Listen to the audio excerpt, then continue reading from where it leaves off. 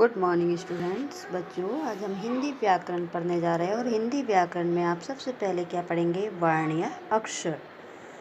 तो देखिए, हम समाज में रहते हैं और समाज में हम अनेक ध्वनियाँ सुनते हैं, जैसे पशु पक्षियों की ध्वनियाँ या कोई भी यातायात के साधन चलते हैं तो उसकी ध्वनि, कोई मशीन चलती है तो उसकी ध्वनि, और मनुष्य के मुख से भी अनेक प्रकार की ध्वनियाँ निकलती हैं।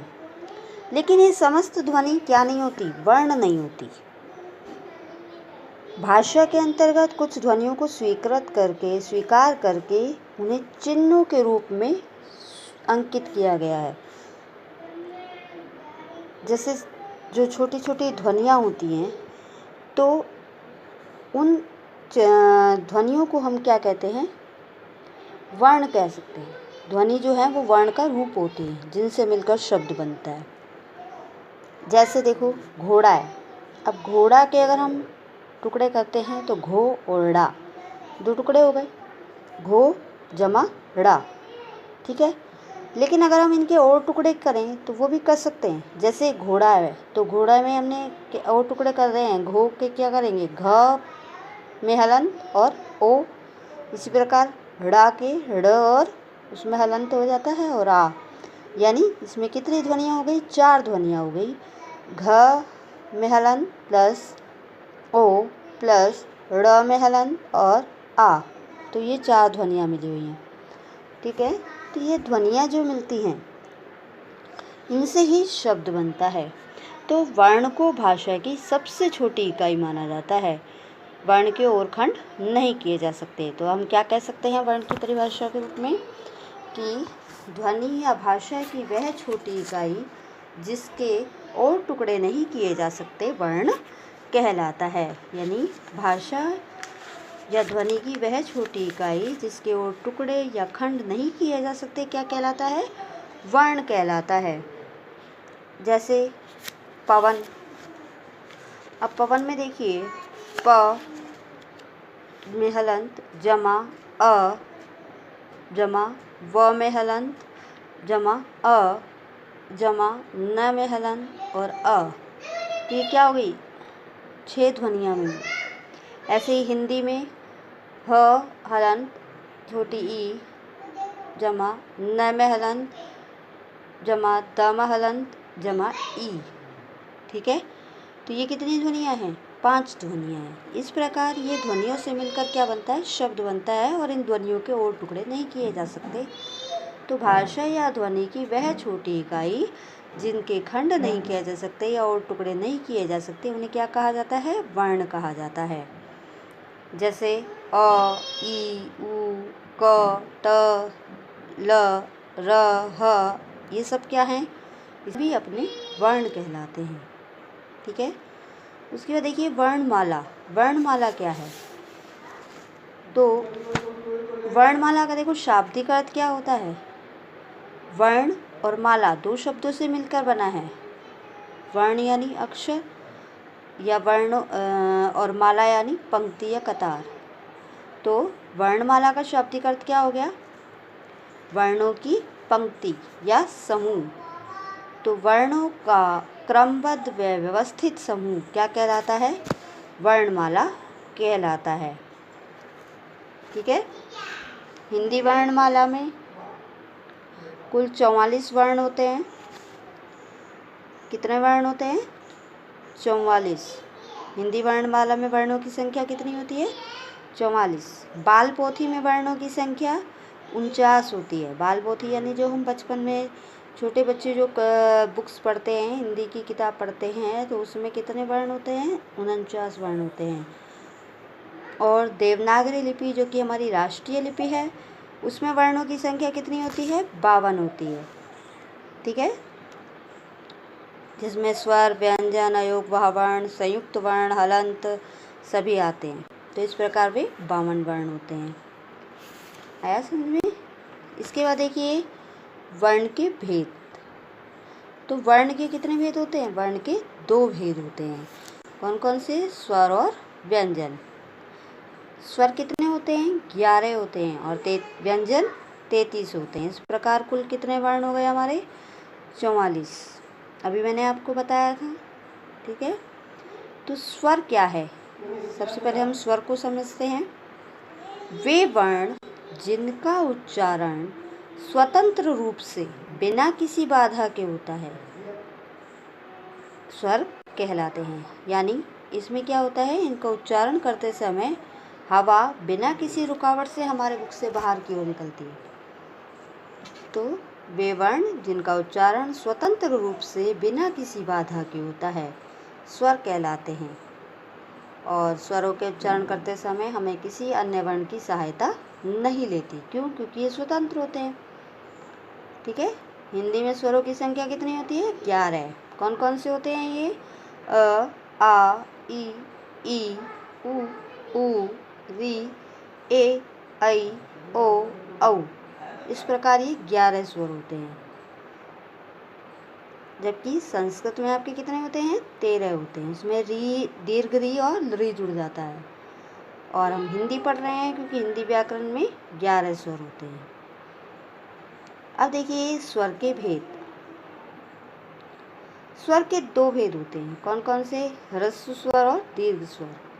ह्रस्व स्वर और दीर्घ स्वर। ह्रस्व स्वर की संख्या 4 होती है और दीर्घ स्वर की संख्या 7 होती है। इस प्रकार कितने हो गए? 11, ठीक है। देखिए व्याकरण की बुक में आपको फ्लुट स्वर भी दिया होता है, जो स्वर का भेद माना जाता है, लेकिन वर्तमान में उसको नहीं गिना जाता क्योंकि उसके शब्द हमें हिंदी में नहीं मिलते हैं, ठीक है। इस प्रकार हिंदी के मुख्य दो ही स्वर, हिंदी में स्वर के मुख्य 2 ही भेद माने गए हैं, ह्रस्व स्वर और दीर्घ स्वर। ह्रस्व स्वर किसे कहते हैं? तो ह्रस्व स्वर जिन स्वरों के उच्चारण में कम समय लगता है, जिन स्वरों के उच्चारण में कम समय लगता है, दीर्घ ह्रस्व स्वर कहलाते हैं। और इनकी संख्या कितनी होती है? 4 होती है, ठीक है। या हम यूँ भी कह सकते हैं कि एक इकाई के समान जिन स्वरों को उच्चारण करने में समय लगे तो वो ह्रस्व स्वर कहलाते हैं। लेकिन सामान्य रूप से हम क्या कह सकते हैं? जिन स्वरों का उच्चारण करने में कम समय लगता है, ह्रस्व स्वर कहलाते हैं। और इन्हें मूल स्वर या लघु स्वर भी कहा जाता है। मूल स्वर कहते हैं क्योंकि इन ह्रस्व स्वर की रूप में ही क्या होती है? अन्य वर्णों की रचना होती है। इन्हीं स्वरों से अन्य वर्णों की रचना होती है, अन्य स्वरों की रचना होती है, और इसी कारण हम इन्हें मूल स्वर कहते हैं। ये कौन कौन से होते हैं? ये अ, ई, उ और री, ठीक है। इसके बाद देखिए दीर्घ स्वर, जिन स्वरों का उच्चारण करने में अधिक समय लगता है, या हम कहें ह्रस्व स्वर से दोगुना समय लगता है। जिन स्वरों के उच्चारण में ह्रस्व स्वर से दुगुना समय लगता है उन्हें दीर्घ स्वर कहते हैं और इनकी संख्या 7 होती है। इन्हें क्या कहा जाता है? इन्हें संधि स्वर या गुरु स्वर भी कहा जाता है। देखिए लघु और गुरु जो है वो हमारे छंद में, काव्य में काम आते हैं, ठीक है। और मूल स्वर, संधि स्वर, ये संधि में काम आते हैं।